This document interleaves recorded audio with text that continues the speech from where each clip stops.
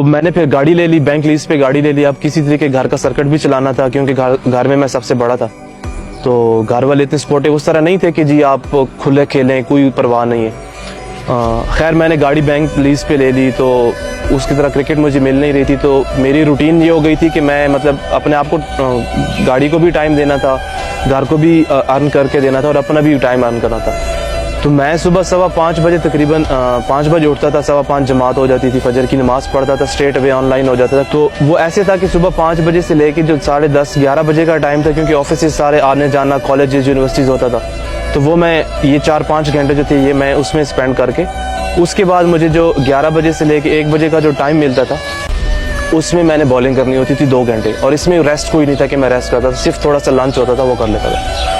फिर उसके बाद नमाज वगैरह पढ़ के घंटा, 1.5 घंटा, आधा घंटा, जितना भी टाइम मिलता था बचता था, उसमें मैं थोड़ी बहुत बैटिंग भी कर लेता था, फील्डिंग भी कर लेता था। फिर 2 से 3 बजे या 3 बजे मैं ऑनलाइन हो जाता था, 3 से लेके 7 बजे तक, क्योंकि ये वो टाइम था जब ऑफिस, कॉलेज, यूनिवर्सिटी सब कुछ ऑफ हो रहा होता था। तो इसमें मैं फिर दोबारा ऑनलाइन हो जाता था और अपनी जो मेरी राइड्स रहती थी, रिमेनिंग राइड्स होती थी, उनको पूरा करने की कोशिश करता था। 7 बजे फिर मैंने अपने लिए 1 घंटा निकालना होता था कि अपनी जो फिटनेस है उस पर भी काम करना होता था। फिर 1 घंटा मैं जिम के लिए जाता था।